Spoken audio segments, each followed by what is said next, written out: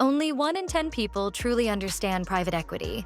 Yet PE firms control over $7.5 trillion in assets, more than the GDP of Germany. And the craziest part? No one really knows what they do. But here's the secret. Billionaires use private equity deals to turn millions into billions while staying completely under the radar. So today, let's break down this mysterious money machine. No Harvard MBA or golf club membership required. So, what is private equity? And why does it sound so intense? Private equity sounds like something you'd overhear at a billionaire's brunch. You know, casually dropped in between sips of $80 mimosa, like, we just closed a PE deal in fintech and tripled the EBITDA in 9 months. Sounds intimidating, right? But peel off the Wall Street jargon and it's basically business flipping. Like house flipping. But instead of granite countertops and open concept kitchens, you're slapping a fresh CFO on the company, trimming bloated costs, and pushing for better margins. At its core, private equity is just a way to invest in private companies, meaning companies not traded on the stock market, with the goal of making them more valuable and then selling them later for a sweet return. Let's say you have a struggling donut shop. It has loyal customers, decent revenue, and the best jelly filled this side of town. But the books are a mess. The owner still runs payroll on Excel, and there are 17 managers for 5 employees. A private equity firm sees that and thinks, oh yeah, we can fix this. They come in, optimize operations, automate systems, maybe merge it with another bakery, and in 5 years, it's a booming regional chain with unicorn energy. And then, poof, they sell it, make a killing, and move on. But here's the catch. Private equity firms don't use only their money. Nope. They mostly use other people's cash, like yours, through your pension fund, sprinkle in some of their own, and then turbocharge the deal with debt. Which brings us to how private equity actually works. It's a 4-step hustle. Private equity isn't just rich guys making rich guy moves in quiet boardrooms. It's a structured, ruthless, beautifully choreographed money ballet. Here's how the dance goes. First and foremost, there's step 1. This is called raising a fund. It's just like passing around the world's fanciest collection plate. The investors called limited partners are usually giant institutions. Think pension funds, university endowments, shout out to Yale, insurance companies, and mega wealthy families. They commit billions, hoping for those juicy 15 to 20% annual returns. Meanwhile, the private equity firm or the general partner manages the fund and takes a slice of the profits, which is usually 2% of assets under management plus 20% of profits. That's where the phrase 2 in 20 comes from. If that sounds like a scam, congratulations, you understand capitalism. Now, time for step 2. Once they've got the bag, PE firms start sniffing around for businesses to buy. But they don't want just any business. They want fixer-uppers. Companies with potential but that are undervalued, poorly run, or too bloated to grow. The sweet spot is a family-owned company with no succession plan, or once great companies that are getting stomped by newer, tech-savvy competition. Let's say there's a mid-size packaging company that makes boxes. Sales are stagnant, leadership is stale, and no one's touched the branding since 1993. But the market is still booming thanks to e-commerce. Boom. PE sees an opportunity. Come to step 3. Now it's time for the transformation montage. The new CEO, leaner org chart, and tighter budgets. Maybe they invest in new tech, better logistics, or acquire a smaller competitor to boost market share. It's all about making the company more efficient, more scalable, and more profitable. But let's be honest. Sometimes add value just means cut people and slash costs. That's the darker side of PE. And it's why some people compare it to corporate Hunger Games. If they can improve EBITDA, earnings before interest, taxes, depreciation, and amortization, they're winning. Now, the final step 4. Once the company is looking hot and profitable, it's time to cash out. The PE firm sells the business, maybe to another PE firm. Yes, that's a thing. To a big public company or via IPO, which is an initial public offering. If it all goes right, They turn their investment into 2 to 5x returns in about 5 to 7 years. If it goes wrong, they might lose millions or more. But the model banks on more wins than losses. It's high-risk, high-reward capitalism on steroids. And when they really want to play dirty, they pull out the wild card. The famous PE move, the leveraged buyout, LBO.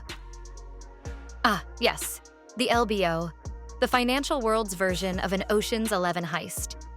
Here's how it works. Instead of buying a company with mostly cash, a PE firm uses mostly borrowed money. Like, a lot of borrowed money. Sometimes 70 to 80% of the purchase price is pure debt. But wait, it gets wilder. That debt is secured against the company they're buying. So, imagine buying a car with a loan and using the car itself as collateral, except it's a billion-dollar business and you're betting it won't crash. A classic example is the $25 billion takeover of RJR Nabisco in the 1980s, one of the most famous private equity deals ever. Private equity firms borrowed billions to take the company private, eliminated inefficiencies, and later sold it for a massive profit. LBOs are high stakes, high drama. If they pull it off, returns are massive. If they don't, well, let's just say Toys R Us didn't make it. Case study, Hilton Hotels. Back in 2007, Blackstone pulled off one of the biggest LBOs of all time. They bought Hilton Hotels for $26 billion, with a big chunk financed by debt. Everyone thought they were nuts. The very next year, the financial crisis hit. Travel froze. Hotels suffered. And yet, Blackstone held on. They rebranded Hilton, focused on global expansion, improved operations, and by 2013, took the company public again. Fast forward to 2018, and Blackstone exited with a $14 billion profit. That's not just a comeback, that's a masterclass. Of course, not all LBOs end in fairy tales. When PE firms get greedy, load companies with too much debt, and don't manage them well, it can lead to bankruptcies, job losses, and public backlash. But when they nail it, the upside is pure financial fireworks. The risky romance between PE and debt. Sometimes it's toxic. So why does private equity flirt so hard with debt? That's because it magnifies returns. If you invest $100 million and the company doubles in value, you make $100 million. But if you only put in $20 million and borrow the rest, now you just made 5 times your money. It's leverage, honey, a financial slingshot. But here's the thing, leverage cuts both ways. If the company tanks, the losses are also multiplied and the debt still needs to be paid. It's like maxing out a credit card to start a food truck, then realizing you can't cook. That's why some people hate PE firms. Critics say they load up companies with too much debt, strip out the good parts, and leave the rest to burn. There's some truth to that, especially when it comes to retail chains, where PE-backed collapses have led to store closures and mass layoffs. Remember Payless Shoes? Sears? J. Crew? They all danced with PE and all got crushed under debt. The line between financial engineering and corporate grave robbing can get blurry real quick. Still, not all private equity is destructive. In many cases, it actually helps companies grow faster than they could have alone. PE firms can provide strategic direction, operational discipline, and capital for expansion. It's just that nobody makes viral documentaries about well-managed PE turnarounds. People only remember the train wrecks. PE's new playground, tech, healthcare, and everything else today, private equity isn't just buying boring industrial companies or sleepy manufacturing firms. They're everywhere, including tech startups, healthcare providers, and media empires. Even pet hospitals and dentist chains are getting scooped up. If it makes money, PE wants in. But why? That's because the bigger the market, the bigger the exit. Healthcare is incredibly juicy. It's a $4 trillion industry in the US alone. And let's be honest, there's always demand for root canals and MRI scans, even in a recession.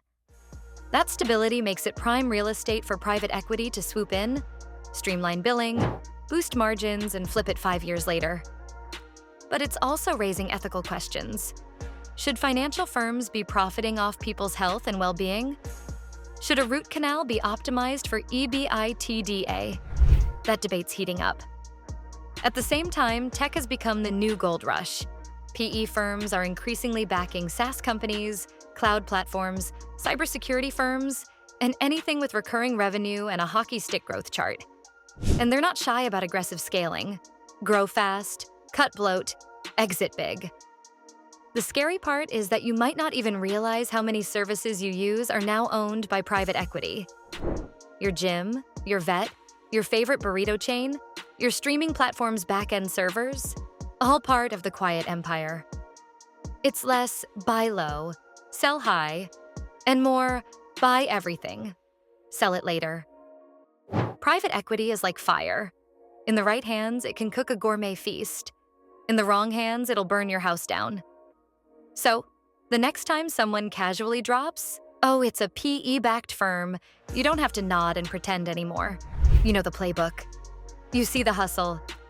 And maybe, just maybe, you'll spot the next Hilton before the rest of the world catches on. Now that you know these secret strategies, how will you use them to your advantage?